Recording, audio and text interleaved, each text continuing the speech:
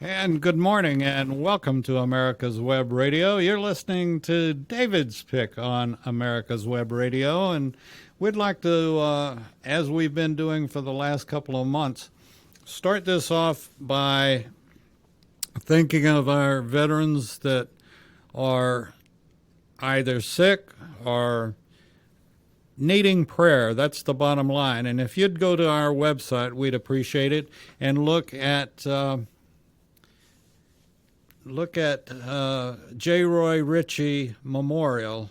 J. Roy is a very close friend of mine, and we decided to start a memorial with a veteran prayer line. And if you have a veteran, or you are a veteran, or you know of a veteran that needs prayer, just send their names in to us, and we'll be glad to mention them on one of our next shows. We also need veterans to give us a list, if you'll volunteer, to pray for your brothers and sisters that served and need prayer now in some way or the other. They would appreciate it, and we have over 2.1 million veterans in the U.S., so that's a lot. And if we can get a portion of you folks that we'll say just a moment of prayer, and we're going to take this time before we introduce our guest to think about those people, our veterans that are sick or having a problem of some sort that need prayer. So if we'll just take a moment, and about a minute, and we'll do it right now.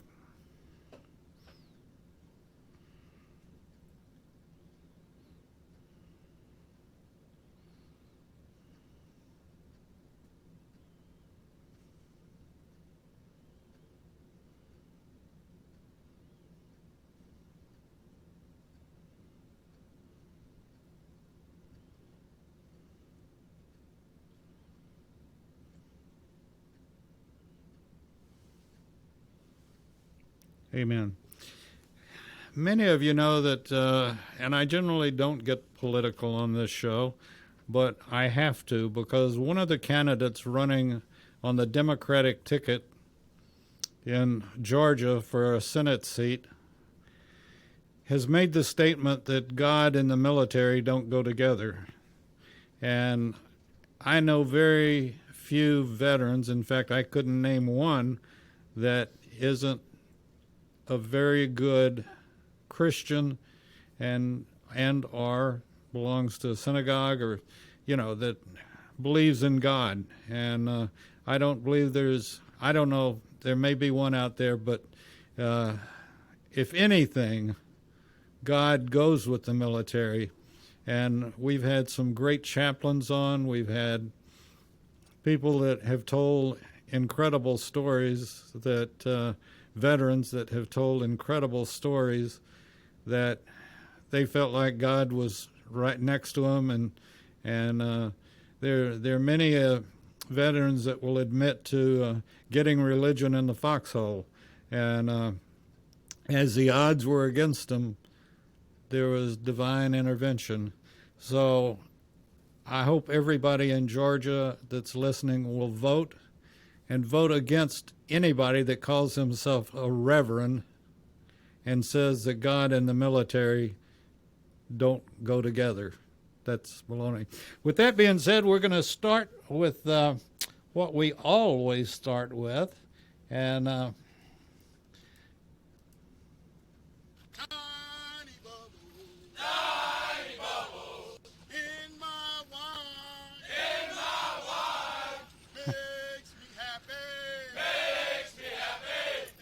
okay, that's enough of that, Jody, but we all love Jody's, and I know in my case it helped me get that last quarter of a mile or eighth of a mile when we're doing a force march or double time or whatever, and somebody breaks into a Jody, or our platoon sergeant, or our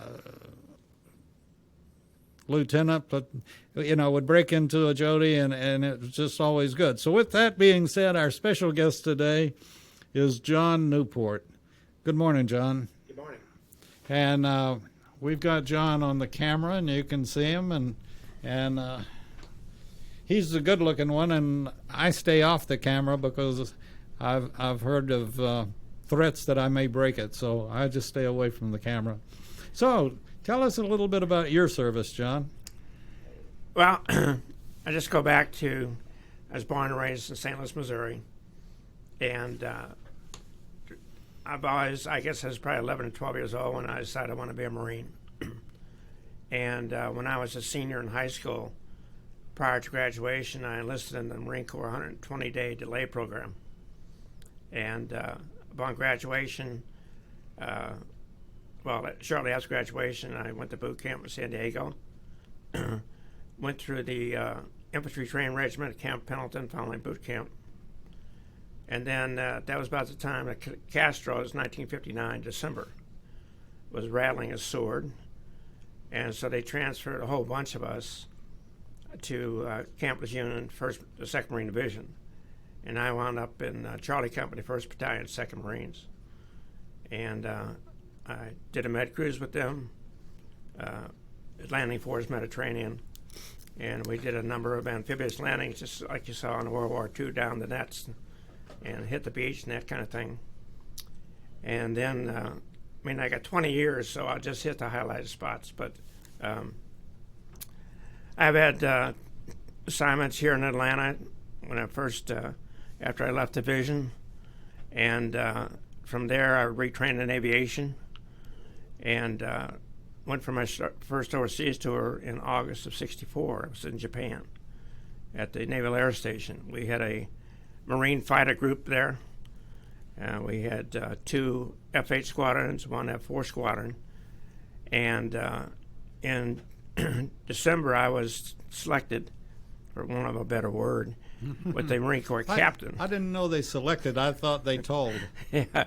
Well, I was the Marine Corps captain, and we went to Okinawa on temporary additional duty as part of Marine Liaison Team to augment the headquarters staff of the 9th Marine Expeditionary Brigade, which was forming in Okinawa. And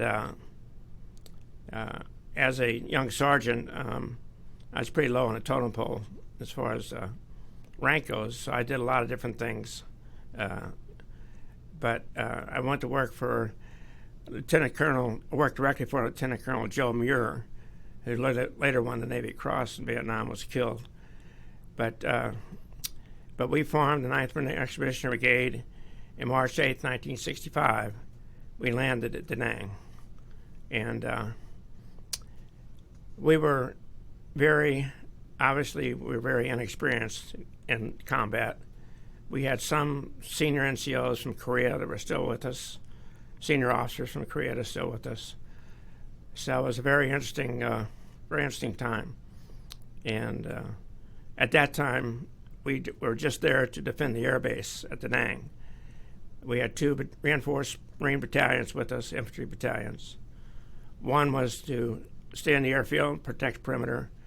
The other battalion moved up to Hill 327 in that area, which is known as Freedom Hill, outside of Da Nang. And it didn't take long for General Green, the commandant at that time, to request from General Westmoreland and told him the Marines did not play defense, and we wanted to go on offense. And shortly thereafter, we did. And I stayed there. I was temporary additional duty from the wing, 1st Marine Air Wing.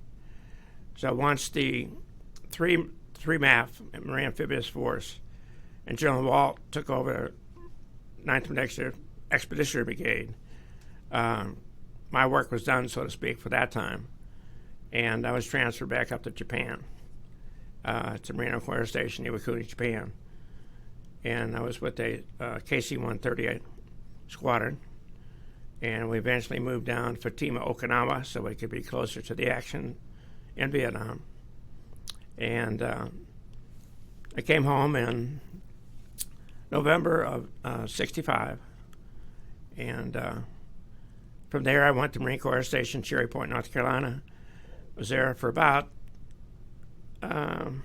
18 months and joined a Marine All-Weather Attack Squadron, A6As there. And we went into a training cycle to be deployed to Vietnam. And I did a training cycle with them and went into what they call transpac. In other words, we fly aircraft across the Pacific and wind up in Vietnam. But I got orders ahead of time. And wound up going back to Vietnam on individual orders, and wound up at Chu Lai, which was about 50 clicks south of Da Nang. And there, I was staff sergeant then, and I was the operations chief of the squadron.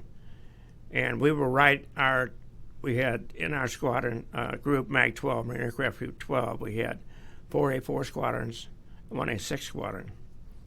And our sister squadron, MAG 13, was right across from us, and that was a Phantom F4 squadron, F4 squadrons. But one additional duties I had was they made me the ground defense platoon sergeant. We were right at the end of the runway, right by the bomb dump, and we had some interesting times down there because the BC operated in that area, Viet Cong area, operated in that area, and they wanted nothing better to get to our planes. By that time, the 1st Marine Division, 1st Marines Regiment of the 1st Marine Division had left and turned over the security to the Miracal Division. And as Marines, that made us a little nervous. But anyway, we, like I said, the BC on a number of occasions, we had but frequent mortar attacks, rocket attacks, things of that nature. And, how many claymores did you set? Pardon me? How many claymores did you set? We didn't have a whole lot of claymores where we were because the Miracal was right up the road from us. There was like a road leading out of the bomb dump to the perimeter. So that most of the claymores, all the claymores actually, were outside of the Miracal line. But I remember one time in particular that we were getting hit, and I was in a bunker with my platoon leader, and we got a radio call that the BC had gone through the wire. We're heading our direction, and they had a flatbed truck with 450 cals on it. Quad 50 is what they called it. And they turned that thing around and started firing in our direction. And if you're on the other end of 50 cals, it's not a pleasant situation. And but we got on the radar real quick and had them cease fire, but the BC did not make it to our airplanes. We took care of them. But that's the type of things that happened there at Chu Lai. And then, of course, I left Chu Lai in July of '69, came back home, went to Marine Corps Station, helicopter, New River, North Carolina. And really the next 9 years of my career were spent in the helicopter community. I became the instructor for the Aero Gunnery School for crew chiefs and the aero gunners for the CH-43, 46 helicopter and CH-53 helicopters. And one very interesting tour I had when I came back from Vietnam, I was in the Marine Helicopter Squadron 365, and we were in a Caribbean Ready Force aboard LPH USS Guam. This is June of 1970, and it had a very large, devastating earthquake in Peru, wound up killing 70,000 people. So we were tasked to get back aboard ship immediately, and we took on all kinds of American press and hospital, American Red Cross, International Red Cross, and sailed through the Panama Canal. And that was interesting. We actually had to cut off part of our gun turrets for the ship to fit through the locks. But anyway, we got down there, and it was like almost 2 weeks after the initial earthquake, and we anchored off the coast of Chimbote, Peru. And when we dropped anchor, we could actually, aftershocks would come up right through the anchor chain and shake that LPH. But we flew medevacs down there for 2 weeks. And we had the first Marine Corps helicopter composite squadron, which sends CH-46, the 453s, and 2 Hueys. But we did not have any accidents, and we went into landing zones. One was 22,000 feet. Those mountains down there get pretty high. Yeah. So it was devastating for the people, but we were able to take them a lot of supplies, and of course, by that time it was not a search and rescue, it was search and recovery. So we came back home after 2 or 3 weeks down there, but and then I wound up going on my last overseas tour to Japan and Okinawa and retired from the Corps in 1979. And I would like to get into what you're doing, you have been doing, and what you're doing today. I find it very interesting, and in many ways, along with what we do, to a degree, a small degree. We don't do anything like you do, other than honoring our veterans. And so you want to tell us a bit about that? The Missing in America? Yes, sir. A Missing in America Project is a national organization which I got involved in about 2 years ago. I don't even recall how I got involved in it or how I contacted the Georgia coordinator, Dan Poirier, Air Force veteran. Anyway, he came to speak at our Marine Corps detachment meeting. But basically what we do is we locate, identify, and verify, and hopefully inter veterans with full military honors. Now, these are cremains that have been unclaimed cremains. Some of them have been sitting, I don't want to say shelves because that's not really right, but they've been sitting in funeral homes for years. The first group that we discovered was 6 World War II veterans. Wow. All of them, this is in the Atlanta area, some of them have been unclaimed for 20 years. And we have to go through a certain process to legality. And what we do is once we identify them, we submit our paperwork to the National Graves Registration to verify they were in fact veterans. Sometimes we only have Social Security number. Sometimes we actually have a service number. And we have death certificates. And then they come back and verify they were in fact in the military, and sometimes they tell us what awards, and sometimes they tell us when they actually served. Well, these were all World War II veterans. Once we get the identification back that they verified they were veterans, then we have to send out a notice to the last known next of kin, which after 20 years is, that's a challenge in itself, but it's what we have to do. And then if we don't get any answer back, then we run an ad in the local newspaper for that area with our intentions to inter those veterans at Georgia National Cemetery. If we don't hear anything from 30 days, then we go ahead and proceed. And this was in November of 2019, and it was really, really impressive. The folks at Dignity, which is a brand name, but Dignity Funeral People, were just incredible. And out of the Dignity Funeral Home on Roswell Road, on Mansell, I'm sorry, we started ceremony, and we had 4 ambulances, each carrying 1 urn. Oh, we had 6 ambulances, each carrying 1 urn. We had police escorts. It was very, very well advertised. We had radio, TV stations. I've never done TV interviews, but I did then. And we had American Legion involved as escorts. It was just really, really an incredible send-off. And as we left the Mansell Road location, the funeral home there, we drove up towards the cemetery, up 92 to Woodstock. People were lining the road, and it was bitter cold. People lining the road with American flags, cheering us on. It was, I left a little ahead of time because I had to be up there at the cemetery. But it was incredibly heartwarming. We hit Woodstock. I've never seen so many people turn out for an event alongside the road. Wow. With American flags. That is beautiful. It was incredible. And we got up to the cemetery, and we probably had about 500 people up there. If you're familiar with the cemetery up there, they have what they call a little amphitheater, which is kind of a misnomer. It's a curved wall where they hold all the various ceremonies up there.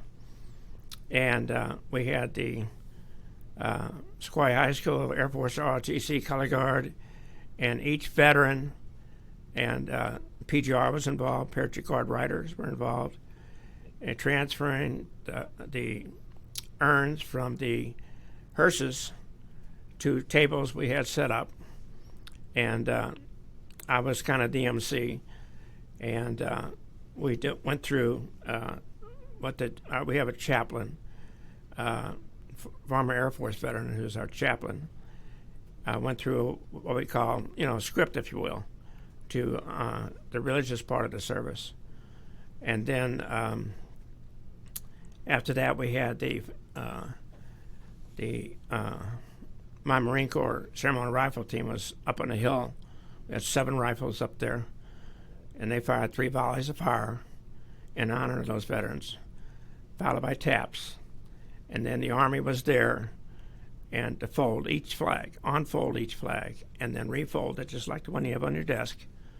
And we presented it to a farmer, not a farmer, but a Gold Star mother, to symbolize all 7 veterans.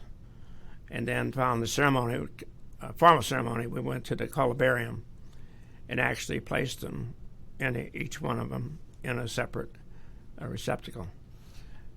And now that was, and then of course COVID hit in the spring, and we kind of had to stop things. But now we're back again, and we've got 15 veterans we're looking at to verify now. A couple of questions. After the service that you just mentioned, was there a dry eye left? No, there was not. I wouldn't have thought so. It was the coldest day of 2019. It was November, the day after Veterans Day. And it was so cold up there, but didn't stop anybody from lining the roads, didn't stop anybody come up the cemetery. No, it was, answer your question, no, it was not, including me. It was not a dry eye there, for sure. You asked a minute ago, why do we do this? And I always ask one really tough question, and I like to see the veterans' response to my question, because this is why we do the show. John, can you name one veteran that you know that can tell one story? Only one story. Now, I bet you know a bunch of veterans that you get them started, and they'll tell as many stories as you'll sit there and listen to. But can you name one veteran that can only tell one story? No, that's no such thing. And they get better with each telling, too. That's right. Yeah. And with each beer. But beyond that, no. And this is why I do the show. Is that, and we do a couple of veteran shows. Do you know Pete Mecca? He does a show called A Veteran's Story. And, we live in a generation right now, a time that, and if you want to really get me mad and started, is that we've tried to rewrite history, and we can't. History is history, and what you experienced and what many others have experienced has to be remembered.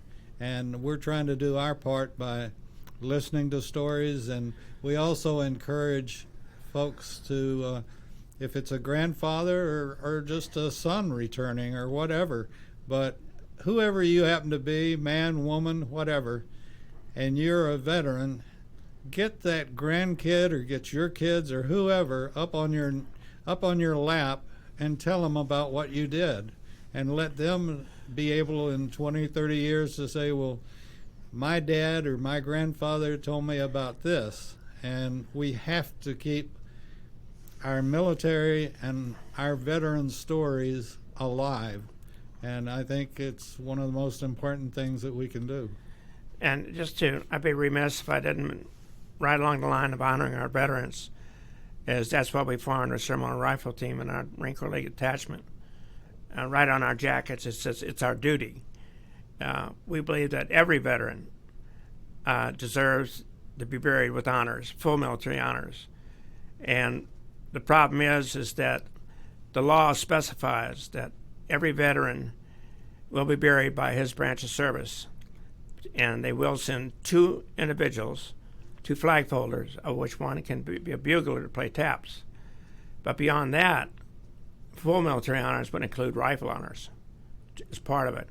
And that's why we formed our ceremonial rifle team, because we do believe it's our duty to ensure every veteran is buried with full military honors whenever possible. And we are proud to do that. That's wonderful. And, and again, that's one reason that we're doing this show. And would like to have you back at some point down the road.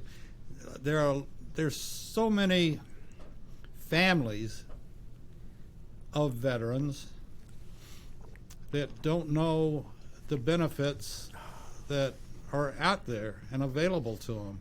And I personally am, and obviously you feel this way, but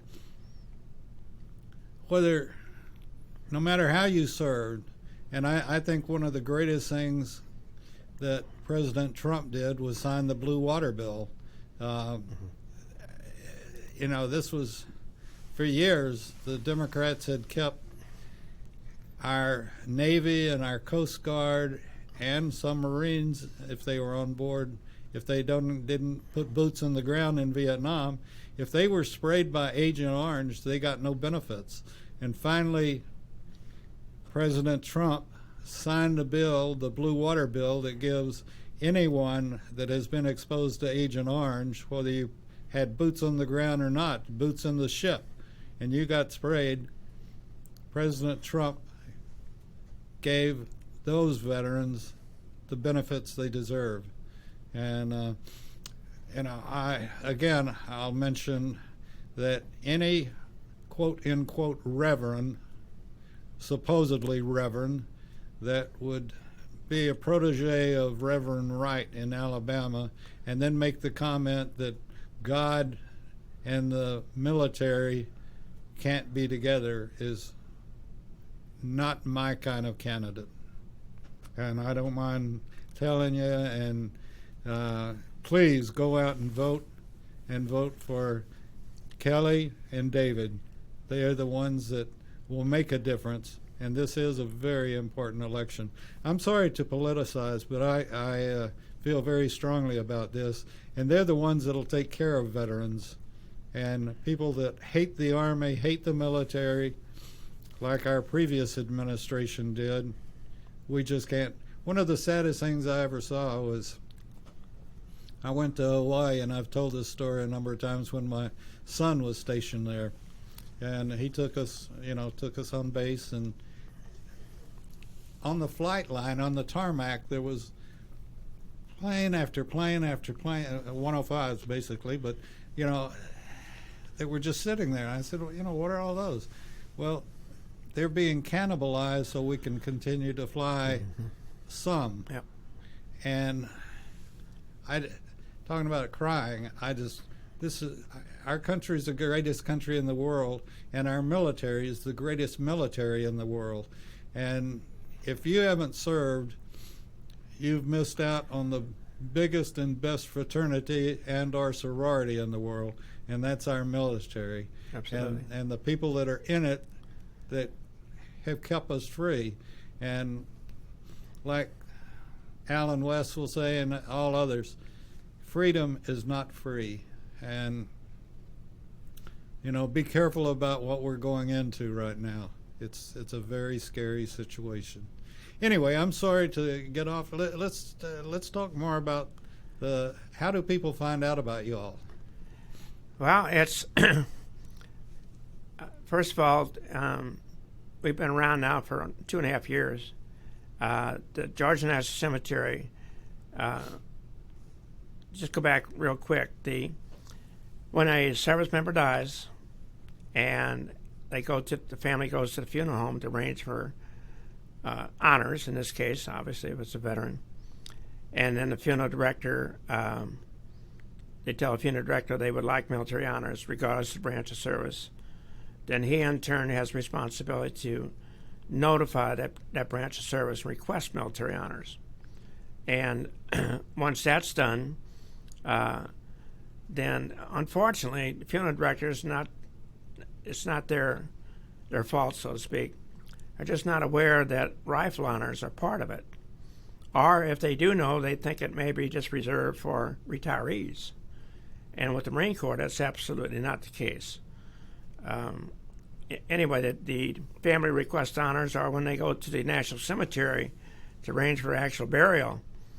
The Georgia National Cemetery will call us and will tell the next of kin to call the Marine Corps League, and they will provide rifle honors if the branch service cannot. And that's how we wind up doing a lot of them.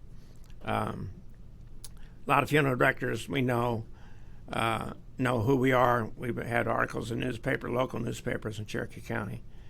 The Land Journal Constitution, going back to the Missing America Project, and when we buried all those folks November 19, they came to my home. Jeremy, can't remember his name, really, really good reporter for Journal Constitution, came to my home and interviewed me, and came out and watched us actually perform our honors, augmenting whatever it was that day, our rifle honors, 3 volleys of fire, and did great articles on the front page of the Land Journal Constitution on our rifle team.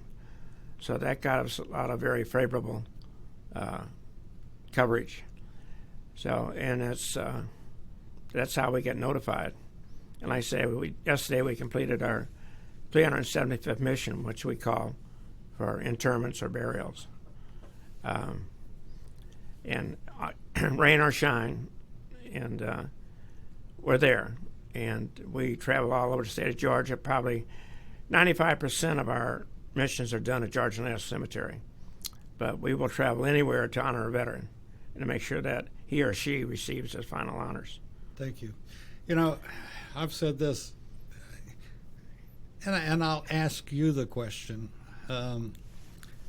I guess I'm just I don't know what I am, but anytime, just like you talking about it, anytime the word or the words color guard are mentioned, the hairs on the back of my neck stand up or whatever.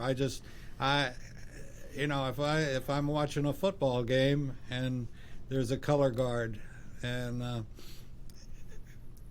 I'll stand up. To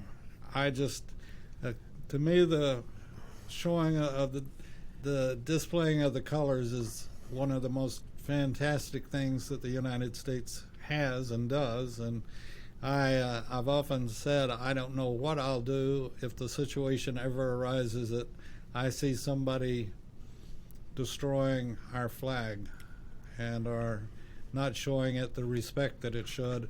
And certainly in a burial ceremony, that guy or girl, that man or woman, served that flag and served it honorably and gave the ultimate, and they should get the ultimate. Absolutely. And when we have numerous people, obviously we can't provide rifle honors for every funeral, but the ones we know about that we can most likely.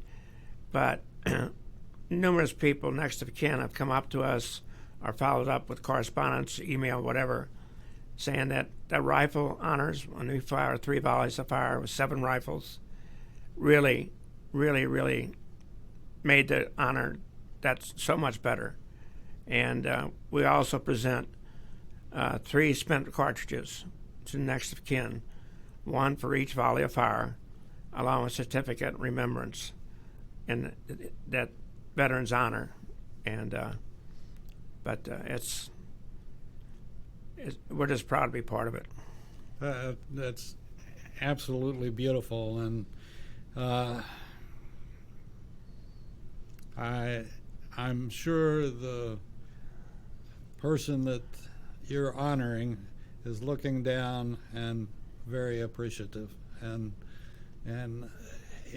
that's what everybody raises their hand for, that they will give the ultimate sacrifice. Sure. And we have, I got to mention that the show is also brought to you by the Georgia Military Veterans Hall of Fame. And Rick White's the director. Paul Longry was the one that came up with it. And Rick White is the director of it. And it's downtown. It's right across the street from the Capitol building. And if you want to meet one of the nicest guys in the world, you meet Rick White, Colonel Rick White, retired. And he is a gentleman's gentleman. And if you're down at the Hall of Fame and Rick happens to be there, you happen to meet him, you have just met one of the greatest guys going. And he's a veteran, served I think 2 tours, and but he's just a fine gentleman, honoring and helping honor all of our veterans from Georgia. And I believe you've been nominated. I have been, yes. I don't believe I belong there, but yes, I've been nominated. Well, but Rick White, just say a quick word about Rick White and echo all your sentiments. Every year the Marine Corps has their birthday on November 10th, and we celebrate it big time, the Marine Corps birthday. And 2 years... You got to use that sword for something. Yes, that's right. And, saber, I should say. Yeah, 2 years ago, we invited Rick White, Colonel White, to be our guest of honor and guest speaker at our birthday ball. And just like you said, tremendous guy, and it was our honor to have him. Well, the truth be known, you just can't beat veterans. And one of the things that upsets me the most, or one, that 1 out of 4 homeless are veterans. 1 out of 4 street folks or whatever that are homeless and going through winters and rain and all of it are veterans, and that shouldn't be. I don't know how to change it, but it's a crime. Well, just a quick mention on that. Jim Lindemeyer, who is the coordinator for homeless veterans in Cherokee County, when I first started, when I was commandant of our detachment, and Jim came along and just really took over that position. There was no position until then. And he's done an incredible job with the homeless veterans. But every January, we have, I guess it's Health and Human Services, we have a homeless veteran count in January, where our veterans organizations, church organizations, we go into the woods in Cherokee County, well, all over the United States, but we, as Cherokee County veterans, we go into the woods looking for homeless veterans. And we try to find them, find out if they're have ever applied for benefits. Jim has done a great job in some cases, giving them temporary housing. It's just, but just like you say, it's so sad that those who served our country are living in the woods under some cardboard or newspapers, at this time of year especially, or any time really, but obviously cold weather. And that count supposedly goes up the chain at some point in time, will come back as some type of benefits for those homeless, whether it's housing, health care, if it's VA, of course, health care, things of that nature. So there's so many out there. And again, to get political, as I've done this show and talked to veterans, many, many veterans, I've realized more and more that we've made a mistake in Congress of having people that have never worn the boots making decisions for those that sacrifice their life to keep us free. And I could almost get sick in front of you thinking about somebody making up rules of engagement that have never been fired at, and I just, or telling us what kind of weapon you can use and what kind of weapon you can't use. And someday it's going to come back to haunt them. And someday, and hopefully you'll please get out and vote for Kelly Loeffler and David Perdue. We can't let 2 socialists into our and basically they'll take over at that point, we'll have taken over our country. If you have all three branches wanting socialism and the left, we just can't have it, and it'll affect all of us. And if you're a Democrat, you can vote for a Republican just as well as I can, because you can't let these two people in that are running. Please vote for Kelly Loeffler and David Perdue. The other two are nothing more than crooks. So, I'm sorry, John.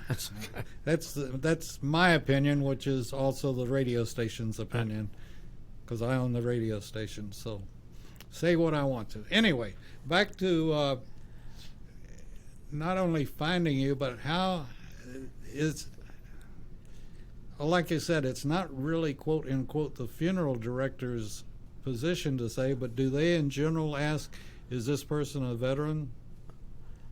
Yeah, I don't know the answer to that question. The funeral directors I know in the local area up there who I've worked with before on different causes and everything do. They absolutely do. But we have, to answer your question, I would think that'd be one of the very first questions they would ask, is he a veteran? And the civilian folks, they don't know what, you talked a while ago about what benefits, they don't know. I mean, their veteran may have only been, I don't want to say only, their veteran may have served 2 years, 3 years, 4 years. Nonetheless, they're veterans. They raise their right hand. But they don't know exactly what they're supposed to do. And hopefully that funeral director say, was he a veteran? And then at that point, that gets everything rolling to make sure they have honors. And a lot of folks have never gone through the process of being in charge of getting one of their relatives or friends or whatever buried even. And veteran or no veteran, that's difficult enough unto itself.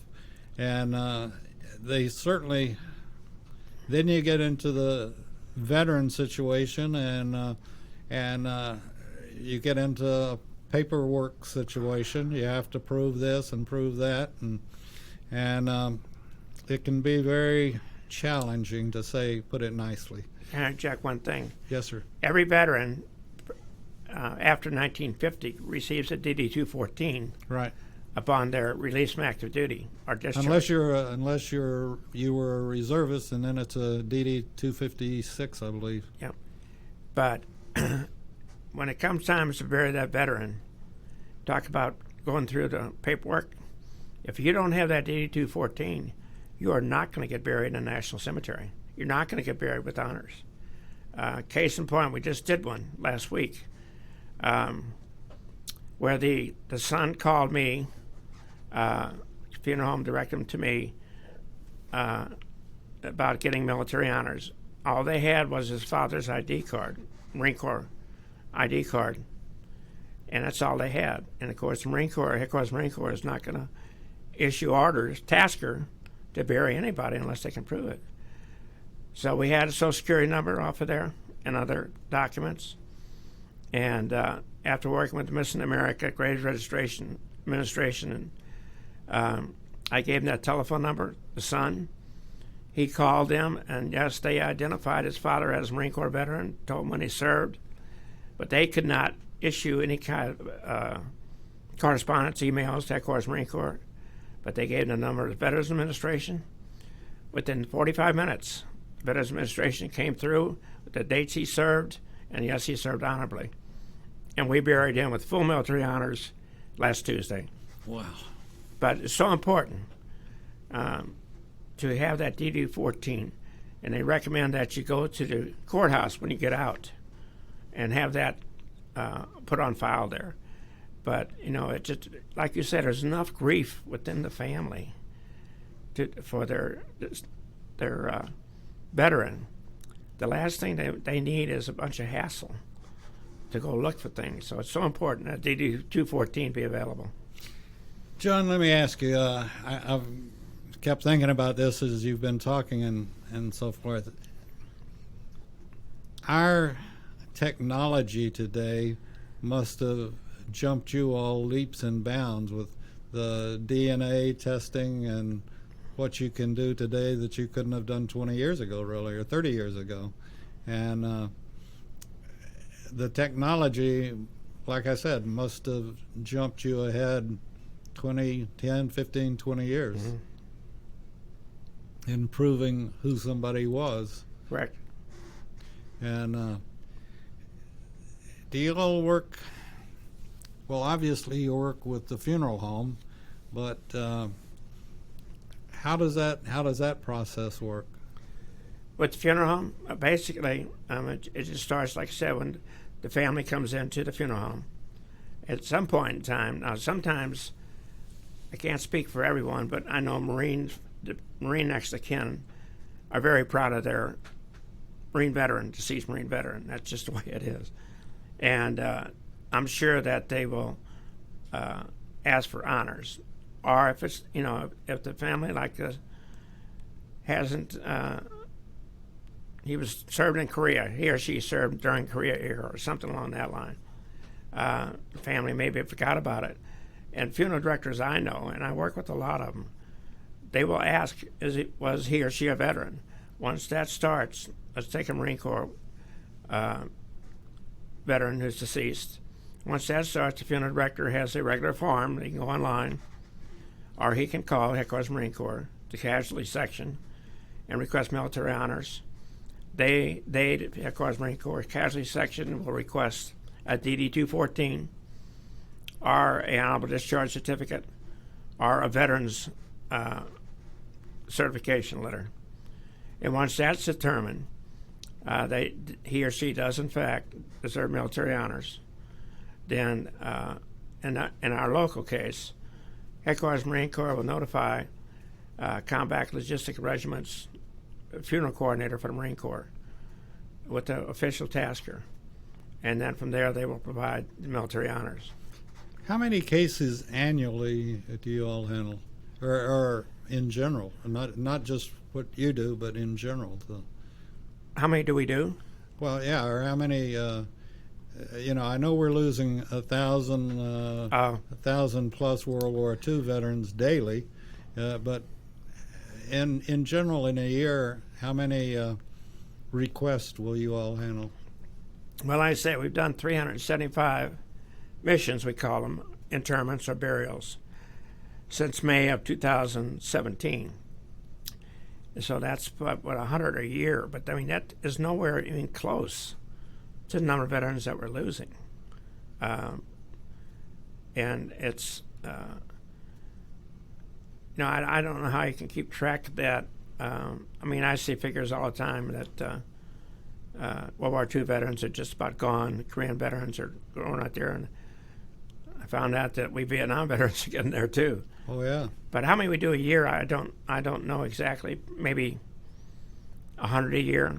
Sometimes we do 2, 3, 4, 5 a week. Other times I'm not doing anything for 2 weeks. And again, the thing is that the civilians, the next of kin, those folks that are left behind, don't know that they have benefits to be buried with honors, and that's a challenge for us. And we just finished, myself and my number 2 guy, Bob back home, just finished a letter to all local funeral homes just how exactly to apply for military honors. Hopefully that's going to generate them. But up at the National Cemetery, Georgia National Cemetery, you can go online and see just 10 funerals, 10 interments a day. It's not unusual at all. So to get back to your original question, how many a year? I don't know how many burials they have a year. If we just, I guess we do the math, 10 a day for 5 days a week. That's what, 52 weeks times 10. So that's maybe 520 or something. Yeah, that may be an inaccurate figure. I don't know, but just I think it's close.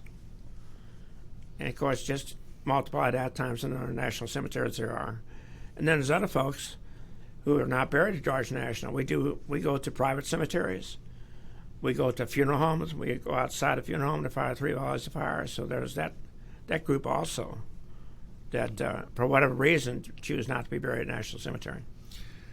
Again, I want to take a quick break to just remind everybody that we do. Please go to our website and look at the J. Roy Ritchie Memorial Prayer Line. It's for you veterans that need a special prayer, a special mention on the air. And also want to remind everybody that the Georgia Military Veterans Hall of Fame is just absolutely, you gotta go. It's in the Floyd building right across the street from the state capitol. Take a day, take your kids, and explain to them what it's all about. And people that have loved their country and given their lives for their country over many, many years. Again, Rick White does an outstanding job. And I also want to mention the Johns Creek Veterans Association. Mike Mazzell is the president of it, and they have the Healing Wall in Newtown Park.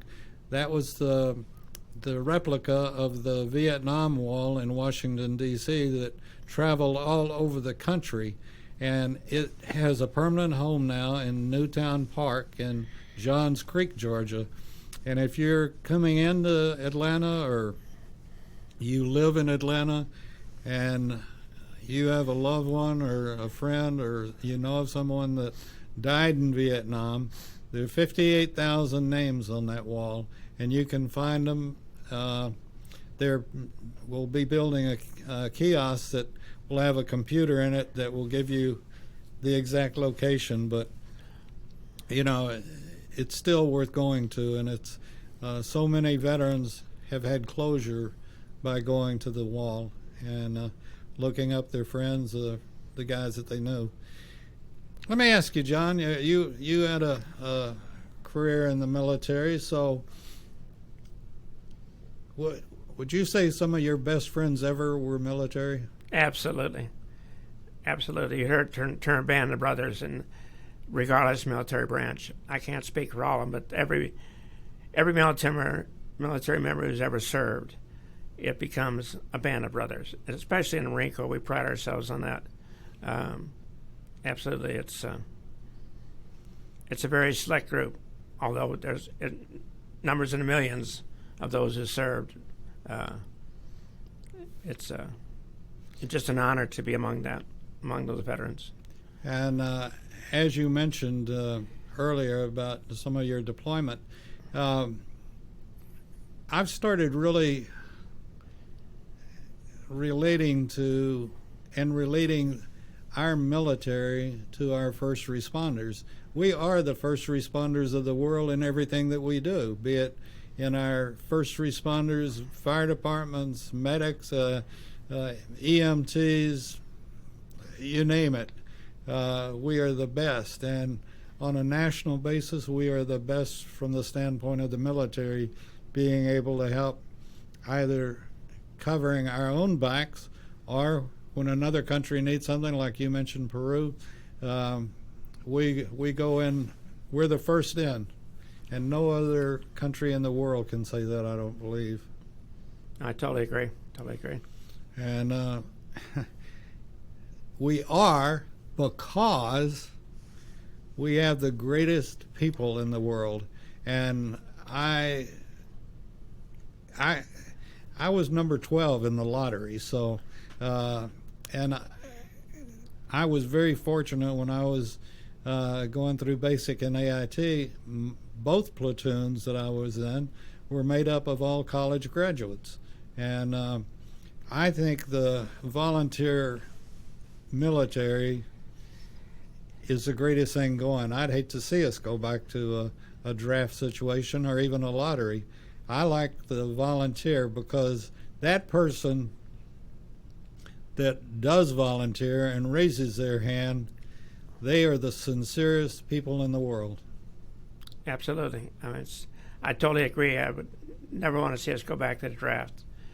But when we got young men and women who will stand up and raise their hand and swear allegiance to this country, and are proud to do so. Yes, sir. And some of these folks that are raising hell today and terrorists and all this stuff,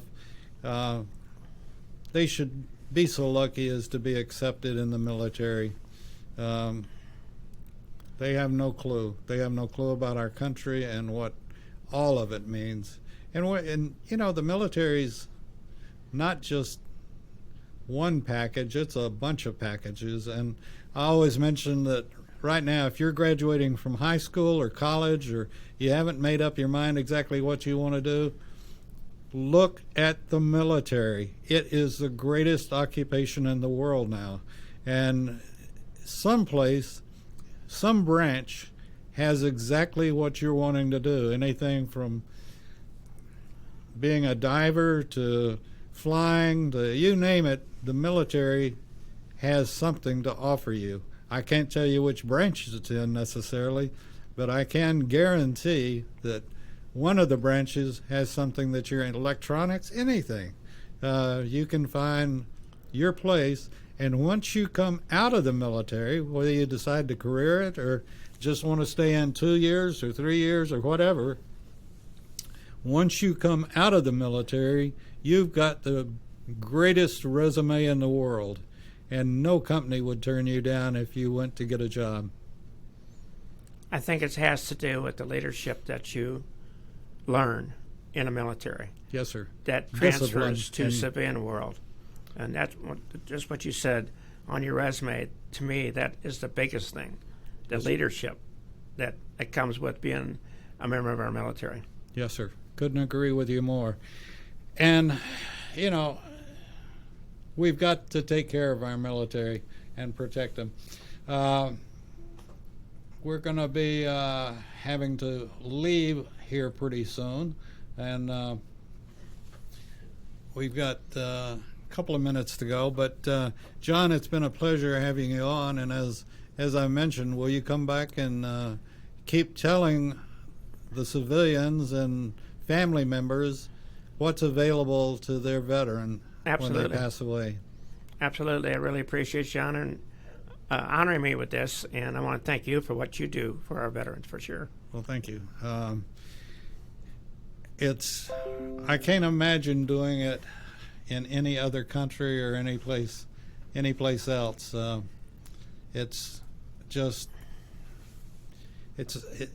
know, we're so lucky, we're so fortunate and so blessed to live in the United States and been born here. And anybody that can't salute our country should move. And as a military member, I mean, you have the opportunity to. I was served around the world, but if anyone in the military goes to another country, they will be more and more grateful to come back home. Oh, yeah. Oh, yeah. Well, with that being said, we're going to have to bail out of here. And again, thank you, John Newport, for coming in, and we will have you back. Thank you very much. Ladies and gentlemen, boys and girls of all ages, join me, Roger B., every Tuesday at 1400 hours right here on American